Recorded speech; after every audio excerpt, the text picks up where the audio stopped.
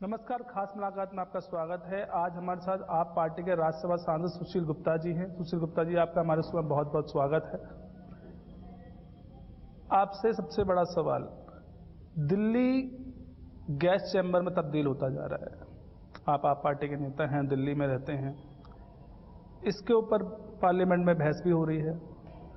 संजय सिंह जी बहुत अच्छा बोले भी उसको लेके, लेकिन ग्राउंड पे जब हम काम की बात करते हैं तो आप पार्टी फेल नजर आती है। ऐसा क्यों? देखिए, दो बात बता दूं मैं आपको। दिल्ली में जो पोल्यूशन पिछले 3-4 साल से बढ़ता है, वो नवंबर के शुरुआत में बढ़ता है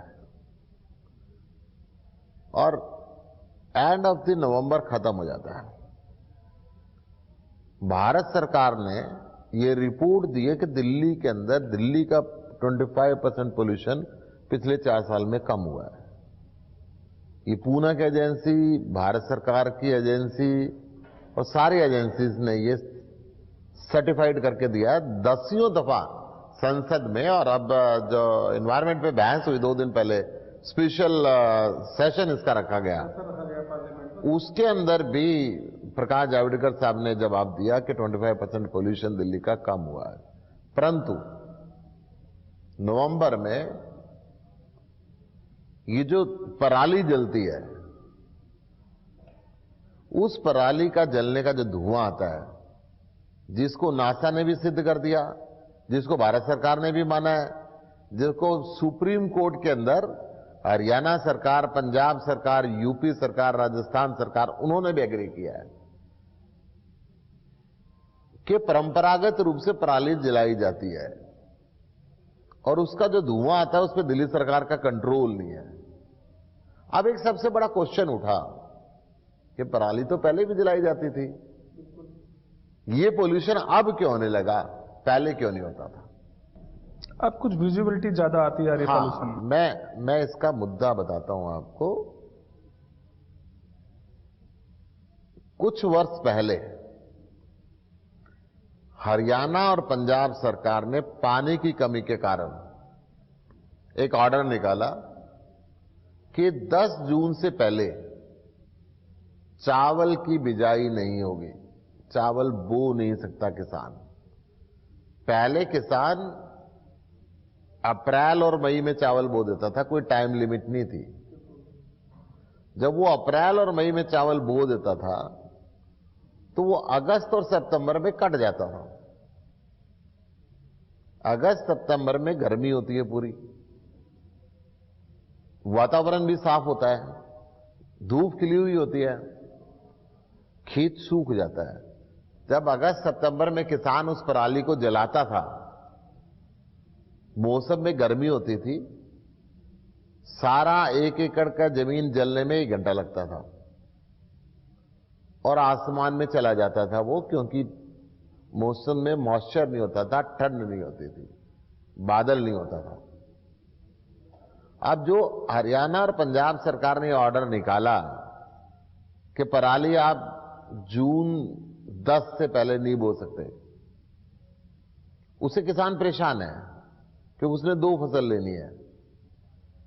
अब वो फसल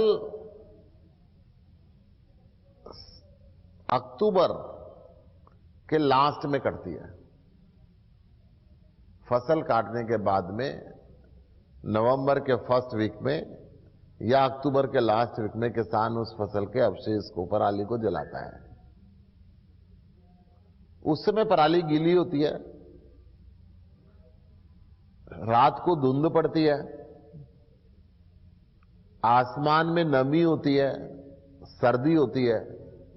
नहीं, ये हम समझ रहे हैं कि पराली जलाने से धुआं होता है, लेकिन ये जो पॉल्यूशन का सिस्टम है, मैं आपको ये 12 महीनों का है। ये 2 महीनों में विजुअलिटी में आता है बस। नहीं, लेकिन आपको आईक्यू इंडेक्स, आपको भी मैं आपको ये बात पूरी कर दूं।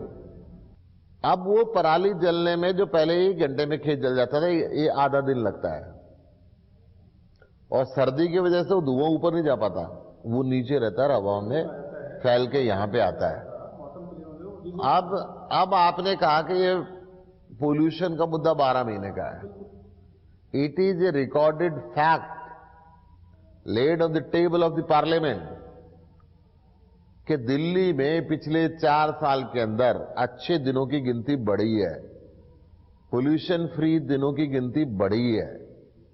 बट ये नवंबर में पीक है जब हम OD1 लागू करते हैं। दिल्ली में पोल्यूशन को कमी करने के लिए हमने क्या क्या किया मैं आपको बता दूं। हमने 24 घंटे बिजली देके जनरेटर सिस्टम खत्म करवा दिया। पहले हर दुकान के बाहर आपको छोटे छोटे लाल रंग के जनरेटर दिखते थे, हर घर के अंदर एक बड़े जनरेटर दिखता था। अब आप दिल्ली में ढूंढोगे जनरेटर नहीं मिलता, आपको सड़क के जनरेटर नहीं मिलेगा। अगर आप 5 साल पहले के अखबार उठा के देखोगे, हर दुकान के सामने जनरेटर रखा होता था, बिजली जाती थी और उससे पोल्यूशन फैलता था। हमने महिलाओं के लिए सार्वजनिक वाहन फ्री किया, बसेस, DTC के साथ साथ मेट्रो हम फ्री करना चाहते हैं, केंद्र सरकार ने उसका भी रोका हुआ है। उसे 6% की बढ़ोतरी हुई। पिछले हमने दिवाली पे फ्री किया था भैया दूज पे, 6% महिलाओं की बढ़ोतरी हुई सार्वजनिक परिवहन में। निजी वाहन कम चले, पोल्यूशन कम हुआ। हमने दिल्ली की 98% इंडस्ट्रीज को PNG पे कन्वर्ट कर दिया है। सिर्फ 2% इंडस्ट्री बची है जो डीजल पे चल रही है, उसको हम जल्दी बंद करने वाले हैं। 3 मेगावाट से ऊपर सोलर प्लांट दिल्ली के अंदर लगा दिए, जिससे कार्बन कम होता है। और दिल्ली की सोसाइटीज को हम 1 रुपए यूनिट में उससे बिजली दे रहे हैं। हमने थर्मल प्लांट बंद कर दिए। दिल्ली के अंदर 2 थर्मल प्लांट थे जो कोयले से चलते थे, दोनों बंद कर दिए। हमने कंस्ट्रक्शन मटेरियल को ढक के रखने का कानून बनाया। हमने भवन निर्माण के कानूनों में परिवर्तन किया और उसको बैरिकेडिंग करे बिना करने पे मना कर दिया, पूरा उसको भी ढक के रखते हैं। ऐसे अनेकों उपाय हैं, मैं शाम से सुबह तक बोलता रहूं तो इतनी लिस्ट है जो पोल्यूशन कम करने के लिए हमने की। हमने 12.5% दिल्ली के अंदर ग्रीन कवर किया है। मेरे पड़ोसी राज्यों की अगर मैं बात करता हूं, यूपी, हरियाणा, पंजाब, राजस्थान, किसी भी राज्य में 3% से ऊपर ग्रीन कवर नहीं है इन राज्यों के अंदर। दिल्ली के अंदर हमने ग्रीन कवर को 12.5% किया है। रिजर्व फॉरेस्ट को हमने किया है। हर घर में हम सैपलिंग पेड़ की फ्री देते हैं, जिसको भी लगाना लगाओ। हमने कानून बनाया कि 500 मीटर से ऊपर के भवन के अंदर रेन वाटर हार्वेस्टिंग मस्ट की, ताकि जल का संवर्धन हम कर सकें। पहली बार बाढ़ का पानी जो बह के समुद्र में वेस्ट चला जाता था, हमने यमुना नदी में तालाब बनाए ताकि वो पानी जमीन के नीचे जाए और आने वाले दिनों के अंदर हम पानी का इस्तेमाल कर सकें। हमने नॉइज पोल्यूशन को कम करने के लिए सख्ती से दिल्ली में कानून लागू किया कि 10 बजे के बाद ये डीजे और ये चीजें दिल्ली में नहीं चलेंगी। इतनी डेसिबल से ऊपर आवाज नहीं होगी। हमने वायु प्रदूषण की बात करी है, हमने जल प्रदूषण को भी कम करने की बात की है। हमने पूरा नजफगढ़ ड्रेन जो पहले यमुना के अंदर बिना साफ हुए डलती थी, अनऑथराइज कॉलोनी का सीवर उसके अंदर डलता था, हमने उसके दोनों तरफ सीवर लाइन डाला। सारा पानी सीवर ट्रीटमेंट प्लांट में साफ करके दोबारा उस ड्रेन में डालते हैं। बहुत से प्रयत्न हमने किए कि हर प्रकार के प्रदूषण को हम कम करें। और यही कारण है कि केंद्र में विपक्ष की सरकार है, हमारी बीजेपी की सरकार है, परंतु वो भी बार बार सर्टिफिकेट देते हैं कि दिल्ली के अंदर 25% पॉल्यूशन कम हुआ है। बड़ा सवाल, कच्ची कॉलोनी को मुद्दा, एक बहुत बड़ा मुद्दा रहा दिल्लियों में। जो कच्ची कॉलोनी को रजिस्ट्री पक्की करने के लिए जो होड़ केंद्र सरकार और स्टेट सरकार के बीच में लगी हुई है, जो आप अपने ऊपर क्रेडिट लेना चाहते हैं, केंद्र सरकार अपने ऊपर लेना चाहती है, और हो कुछ नहीं पा रहा। उसमें केजरीवाल सरकार अभी ज्यादा कार्य नहीं कर पा रही है। देश की आजादी को 72 साल हो गए और दिल्ली उससे बहुत पहले से बनी हुई है। आजादी के साथ साथ ही अनऑथराइज कॉलोनियां यहां पे बसने लगी। कांग्रेस की, बीजेपी की बार बार सरकारें आई और बार बार कहा कि हम पास कर रहे हैं। न सड़क बनाई, ना सीवर डाले, ना पानी दिया, ना बिजली दी। पहली बार नो आदमी तो रहते हैं वहां पे, जीने का हक तो है उनका। जब सारी सरकारें कह रही हैं कि हम कर रहे हैं, तो वो बुनियादी सुविधाएं क्यों ना दें। केजरीवाल सरकार ने 2015 के अंदर रेजोल्यूशन पास किया कि हमने इनको पास कर दिया, केंद्र सरकार अब नियमित कर दे, और उसमें यह भी पास कर दिया कि हम सारी सड़क बनाएंगे, बिजली देंगे, पानी देंगे, सीवर देंगे, रुकेंगे नहीं। मानवता के नाते जो सुविधाएं इनको मिलनी चाहिए वो हमने 2015 से देनी शुरू कर दी। दिल्ली के अंदर 99% अनऑथराइज्ड कॉलोनियों में हमने आरसीसी की सिमट बना दी, की सड़क बना दी है। एक भी कॉलोनी में अब कच्ची सड़क नहीं है। हमने दिल्ली की 90% से ऊपर अनऑथराइज्ड कॉलोनी में पानी और सीवर की लाइनें डाल दी हैं। बिजली हर कॉलोनी के हर घर में पहुंचा दी है। और 2015 में हमने प्रस्ताव भेजा था इनको, बार बार हमने इनके ऊपर दबाव बनाया कि आप की ड्यूटी बनती है, क्योंकि लैंड आपके पास है, आप इसका एक्ट पास करें। 2 दिन पहले भी हमने संसद में धरना दिया, महात्मा गांधी जी की फोटो के सामने हमने बैठे, हाउस के अंदर भी और हाउस के बाहर भी हमने इस बात को रखा। तब उनके ऊपर दबाव बन के कहीं अब एक बिल लाने की वो तैयारी कर रहे हैं, क्योंकि अन्यथा इस चुनाव के अंदर दिल्ली की 40 लाख जनता जो अनऑथराइज्ड कॉलोनी के अंदर रहती है, जिनका सुधार केजरीवाल जी ने किया है, अगर ये फिर धोखा देते बीजेपी वाले तो इनको बख्शने वाले नहीं थे। आप पार्टी में केजरीवाल कहते हैं कि 500 रुपए की टिकट लेके बिहार से दिल्ली में आदमी आता है और उसको अपने 5 लाख का इलाज फ्री में मुफ्त में कर जाता है। देखिए, तो क्या उसको हक नहीं है? ये एक गलत प्रचार किया गया था। केजरीवाल जी की उस वीडियो की ओरिजिनल क्लिप मैं आपको दे दूंगा। उसमें उन्होंने कहा था कि मुझे खुशी होती है जब मेरे गरीब भाई बंगाल से, बिहार से, उत्तर प्रदेश से 500 रुपए की टिकट लेके आते हैं और 5 लाख का, 10 लाख का इलाज वो यहां से करा के जाते हैं मुफ्त में। मुझे खुशी होती है ह्यूमैनिटेरियन के ग्राउंड के नाते पे। इसको शब्दों को तोड़ मरोड़ के पेश किया गया। आज भी दिल्ली के जितने भी हॉस्पिटल हैं उसमें बिना ये देखे हुए कि वो कौन से प्रदेश से है, उसका इलाज मुफ्त होता है। क्योंकि आप शिक्षा से हैं, आपने अपने कॉलेज स्कूल्स हैं, आपकी शिक्षा में बहुत जानकारी रही आपको। जेएनयू प्रकरण जो अभी राइट पे चल रहा है, जिसमें अभी डीओबी साथ में आ गया है, धरना प्रदर्शन में हो गया है, कहां तक जायज ठहराया जाएगा इसको? देखिए,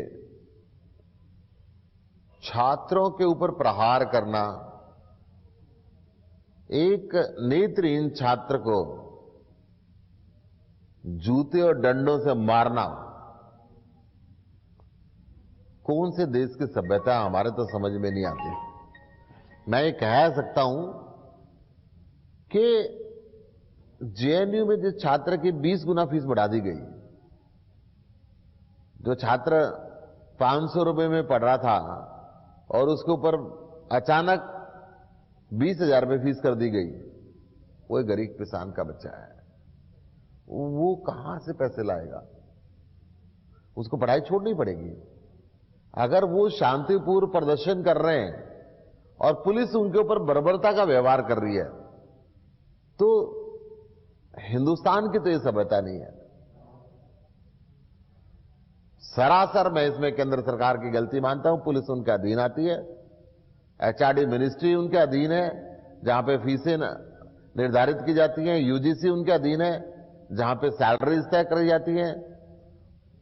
उनको अपने निर्णय पे पुनर्विचार करना चाहिए था, इससे पहले वो छात्रों में प्रहार करते। आज भी तो पुनर्विचार करने के लिए तैयार हो रहे हैं। अपोजिशन आप पे आरोप लगाता है कि दिल्ली सरकार भेदभाव करती है।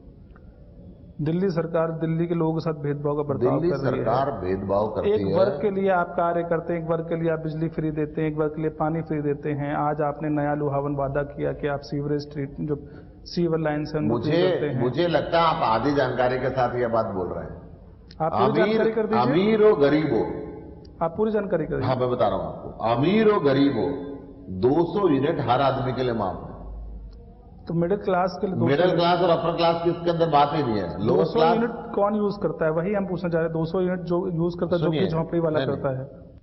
आपका घर है बंद पड़ा हुआ, आप नहीं यूज करते।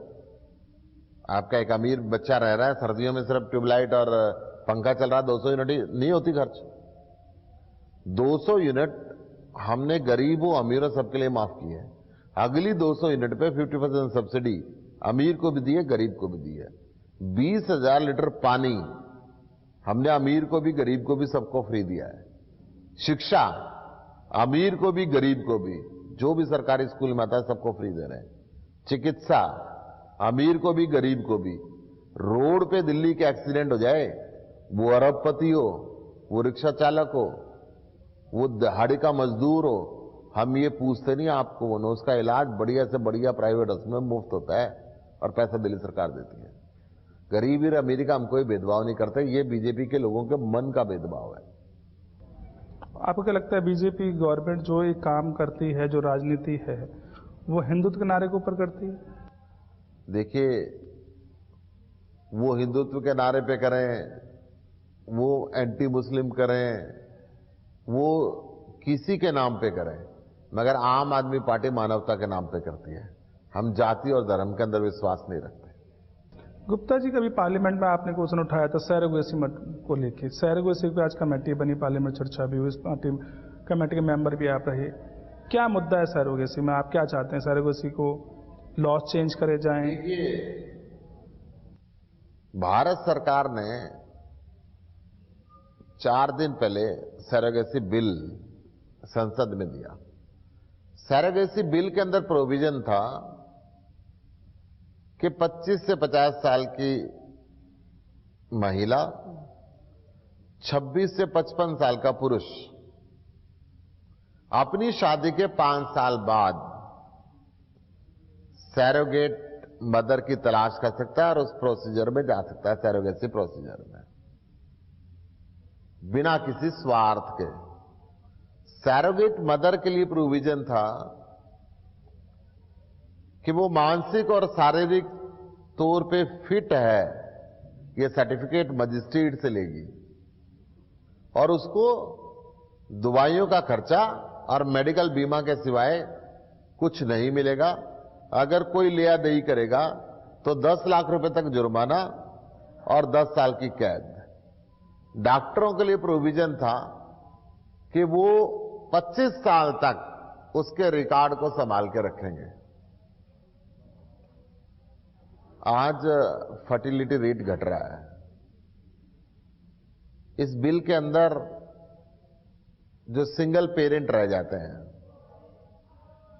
एक्सीडेंट की वजह से एक पार्टनर नहीं रहा, बीमारी की वजह से नहीं रहा, कोई और कारण हुआ, उसकी चमक आंखों की खत्म होगी, वो मां बाप नहीं बन सकते। आज ट्रांसजेंडर का बिल पेश हुआ लोकसभा के अंदर, राज्यसभा में भी कल। वो पिता और मां नहीं बन सकते, उनके साथ भेदभाव था। आज लिव इन रिलेशनशिप के अंदर बहुत से लोग रहते हैं, वो मां बाप नहीं बन सकते थे, उनके साथ भेदभाव था। या जेंडर डिफरेंस की वजह से किसी की शादी नहीं हो पाती, वो चाहता है कि मान लो पुरुष ज्यादा है हिंदुस्तान के अंदर, महिलाएं कम है, शादी नहीं हो पाती, और वो एक संतान चाहता था कि मेरी पैदा हो जाए। एक नई टेक्नोलॉजी से उन सब की आंखों में चमक आ गई थी। इस बिल से उनकी आंखों की चमक खत्म हो रही थी। और एक बिल ये कहता था कि हम एक सैरोगेट मदर की एक्सप्लॉयटेशन ना हो, वो किराए की कोख ना बने। हिंदुस्तान जो सैरोगेसी का हब बन गया है, इंटरनेशनल लोग आके यहां पे हमारी बहन बेटियों का शोषण ना करें, इसके लिए बिल आ गया। तो क्या आपने मांग रखी है उस बिल में? क्या चेंज चाहते हैं? हमने ये कहा था कि ये जो उम्र है, शादी के 5 साल बाद सैरोगेसी में जा सकते हैं। जब मुझे डॉक्टर ने सर्टिफिकेट दे दिया शादी के तुरंत बाद मैं इनफर्टाइल हूं, मैं अपना बच्चा पैदा नहीं कर सकता, या मेरी वाइफ इनफर्टाइल है, वो बच्चा पैदा नहीं कर सकती, तो सैरोगेसी में उसी दिन जा सकता है। 5 साल क्यों इंतजार करें हम? सैरोगेट मदर के ऊपर इन्होंने प्रतिबंध लगाया कि उसको मेडिकल बेनिफिट के अलावा कुछ नहीं मिल सकता, और वो क्लोज रिलेशन में होगी, जेनेटिक क्लोज रिलेशन में होगी। दुरानी, जेठानी, ननंद, सास, इन रिश्तों में से होगी। अरे आज हिंदुस्तान में ग्रामीण परिवेश में आप जाके देखें, बहुत से लोग तो ये चाहते हैं इसके बच्चे पैदा ही ना हो, इसके मुझे मिल जाए। मैंने कहा यार, ऑफिस का कुलीग भी तो मेरा अच्छा दोस्त हो सकता है, मेरा बिजनेस पार्टनर भी अच्छा दोस्त हो सकता है, मेरा पड़ोसी बच्चा दोस्त हो सकता है। ये रिलेशन वहां तक एक्सटेंड करने चाहिए। वहां पे अगर एक मदर सरोगेट बन के, और हमारे यहां भाई और बहन का बड़ा पवित्र रिश्ता है, वो जो बहन सरोगेट मदर बनने के लिए तैयार है, अगर वो अमीर है और संतान चाहने वाला दंपति गरीब है, तो वो बहन कह सकती है, भाई मैंने इस बच्चे को कोख से जन्म दिया है, इसको कोई तकलीफ ना हो, ये पैसे ले जा, इसका लालन पालन तूने ठीक करना है। और बहन गरीब है तो हमारे यहां बहन को वैसे भी उपहार देने की परंपरा है। और भाई अमीर है और वो एक बच्चा पैदा करके दे रही है अपनी कोख से, वो दोबारा जन्म ले रही है मेरी खुशी के लिए। मैं उसके तन के कपड़ों के पैसे भी ना दे सकूं, मैं उसके खाने के पैसे भी ना दे सकूं। सरकार ने पाबंदी लगा दी, मैं दवाई के अलावा और 1 रुपया उसको नहीं दे सकता। कैसा कानून है ये? इसको बदलने की जरूरत है। आप उसका विरोध कर रहे हैं? हमने विरोध किया संसद में, और सरकार ने भी माना। आपका चैनल जम्मू कश्मीर के नाम से, मैं आपकी एक बात और बताने देना चाहता हूं। नहीं, जस्ट खबर के नाम से है, पैन इंडिया चलता है। जस्ट खबर के नाम से पैन इंडिया चलता है, मगर जम्मू कश्मीर के अंदर भी आपका इंटरेस्ट रहा है। वो हमारा दूसरा चैनल गुलिस्तान न्यूज़ चलता है। दूसरा चैनल आपका, तो आपका संबंध है, मैं इसलिए आपको बता रहा हूं। इस बिल के अंदर लिखा गया था कि this act is applicable in the whole India except the state of Jammu and Kashmir. मैंने मंत्री जी को कहा कि अब आपने स्टेट की यूटी बना दी, आप स्टेट लिख रहे हो, जल्दी इसको स्टेट बना दो। और अब जम्मू कश्मीर पे हिंदुस्तान के सारे कानून लागू होते हैं। आप इसको क्यों, वो पार्ट ऑफ इंडिया हो गया, वो यूटी हो गया। पार्ट ऑफ इंडिया तो पहले भी था। पहले आप पार्ट ऑफ संविधान अलग था, यूटी बन गया है, तब मगर वो अब वो हमारे घर में आ गया। हमने कहा कि हर कानून हिंदुस्तान का लागू होता है। वो भूल को सरकार ने स्वीकारा और वो उसमें से डिलीट किया, और बाकी हमारे जितने भी सुझाव थे उन पे चर्चा करने के लिए, विचार करने के लिए बिल को सिलेक्ट कमेटी के अंदर भेजा। और विचार आपको कहां से आया? मुद्दों से अलग की राजनीति गुप्ता जी आपने करी, सरोगेटी के ऊपर ऐसा कहां से प्रेरणा मिल गई आपको अचानक? देखिए, राजनीतिक जहां मुद्दे होते हैं संसद में, वहां आप सरोगेसी का टॉपिक लेके बैठे हैं। देखिए, मैं शिक्षा और चिकित्सा के क्षेत्र से बहुत पुराना जुड़ा हुआ हूं।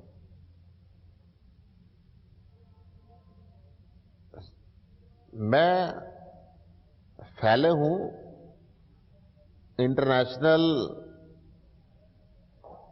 सोसाइटी का, जो साइकियाट्रिक मेडिसिन्स पे स्पेशल इन दी ऑर्गेनाइजेशंस काम करती है, कि लोगों का संस्थाओं में कैसा बिहेवियर होना चाहिए।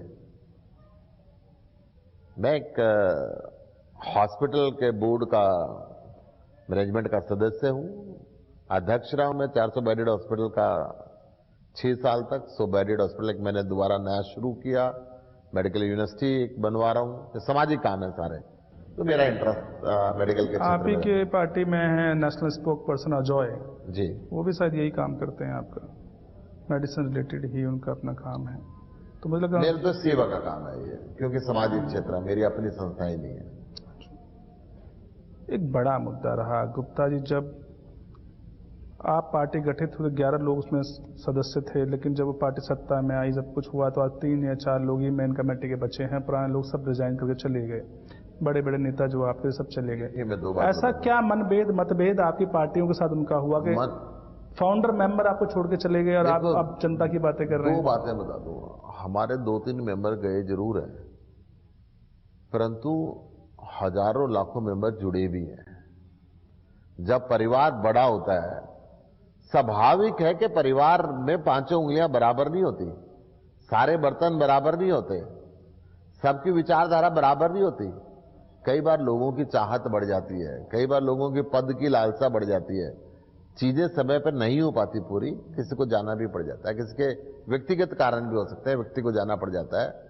परंतु आज केजरीवाल जी एक व्यक्ति नहीं, पूरी विचारधारा है, जिन्हें पूरे हिंदुस्तान के अंदर एक परिवर्तन लेकर आए हैं। और मैं समझता हूं कि जो आज लाखों लोग उनके साथ जुड़े, और 70 में से 67 जीत पिछली बार हमने जीती, और अब 70 में से 70 जीतने का दावा हम कर रहे हैं। ये विचारधारा की बात है, और विचारधारा से लोग जुड़े तभी बात कर रहे हैं। विचारधारा की बात हो रही तो बात ये भी हुई थी, एक चलती हुई चर्चा हमारे पास जब आई थी कि जब राज्यसभा सांसदों की बात हो रही थी, कुमार विश्वास को आपके लिए हटाया गया। कुमार विश्वास का और आपके पद को लेकर बहुत ज्यादा झगड़ा रहा, जिससे मोह भंग हुआ, पार्टी से निकाला गया। बात है। तो ये ऐसा क्या चर्चा थी, आपसे सुनना चाहेंगे। मैं शिक्षा और चिकित्सा के क्षेत्र में काम करता रहा हूं। दिल्ली, हरियाणा, पंजाब, राजस्थान के अंदर मैं एनजीओ के माध्यम से शिक्षण संस्थाएं चलाता रहा हूं, चिकित्सा संस्थाएं चलाता रहा हूं। उन सब कामों में केजरीवाल जी को हमने बुलाया और केजरीवाल जी भी शिक्षा चिकित्सा के क्षेत्र के अंदर बहुत अच्छा काम आम आदमी पार्टी की सरकार के माध्यम से कर रहे थे। तो उन्होंने मुझे सेवा का मौका दिया। मैं दैट्स ऑल। तो वो क्या रहा उस दौरान, जो राजनीति गरमाई थी, जिसके लिए कुमार विश्वास बाहर जाना पड़ा और एक मुद्दा खड़ा हुआ। आज टीआरपी बिकती है, मुद्दों को सनसनीखेज बना के दिखाया जाता है, मुद्दे कुछ नहीं होते। देखिए, कोई आदमी पद चाह रहा है, उसको पद ना मिले तो स्वाभाविक है कुछ नाराजगी तो होगी, कोई भी व्यक्ति हो। तो पार्टी में पद को लेकर मतभेद हुआ? पार्टी में कोई मतभेद नहीं हुआ। पार्टी जो आप फाउंडर मेंबर छोड़ के गए तो पार्टी पदों को पहले ही छोड़ चुके थे। नहीं, उससे भी ज्यादा दौरान उससे हुआ, उससे साल भर पहले से उन्होंने आना जाना बंद कर रखा था। अच्छा, 2020 में चुनाव आपके आ रहे हैं दिल्ली में, इनमें आप क्या नया घोषणा पत्र जारी करेंगे जिसमें मेन मुद्दे हम जो अगले 5 साल में आम आदमी पार्टी करना चाहेगी, या इन 5 सालों में ऐसे कौन से मुद्दे रह गए जो हम अगले 5 सालों में पार्टी आएगी, सत्ता में वापसी करती है तो दिल्ली में और अच्छा हम क्या करना चाहेंगे? देखिए, दिल्ली में हम बेहतर ट्रांसपोर्ट व्यवस्था हमने करी है और आगे अच्छी करेंगे। एजुकेशन की व्यवस्था हमने अच्छी की है और आगे अच्छी करेंगे। मेडिकल की अच्छा व्यवस्था हमने करी है और आगे अच्छी करेंगे। दिल्ली का पोल्यूशन हमने 25% कम किया है और आगे करेंगे। दिल्ली में महिलाओं के लिए हमने फ्री ट्रांसपोर्ट की है, इसको बेहतर कंडीशन में बना के आगे मेट्रो भी हम फ्री करेंगे। दिल्ली के अंदर हमने सबसे सस्ती बिजली पूरे हिंदुस्तान में दी है, आगे इसको जारी रखेंगे। दिल्ली के अंदर पानी 20,000 लीटर पानी हम हर घर को मुफ्त दे रहे हैं, आगे इसको और बढ़िया क्वालिटी से जारी रखेंगे। अनेकों ऐसे मुद्दे हैं। अनऑथराइज कॉलोनी का हमने विकास किया, हमने स्लम एरियाज के अंदर विशेष ध्यान दिया, तो वो सारे मुद्दे हमारे। इन्हीं मुद्दों को लेकर हम दिल्ली में दोबारा सरकार बनाने के दावेदार आप प्रस्तुत करेंगे जिसके लिए। जी गुप्ता जी, आपसे खुल के बातें हुई, खुल के सारे प्रश्न लिए, आपने खुल के बेधड़क सारे सवालों के जवाब दिए और हमारी शुभकामनाएं कि दिल्ली में आपकी दावेदारी जब पुख्ता हो और पहले ज़्यादा आपकी सीटें आएँ, इसी के लिए खास मुलाकात में आए। बहुत बहुत धन्यवाद। धन्यवाद, बहुत बहुत।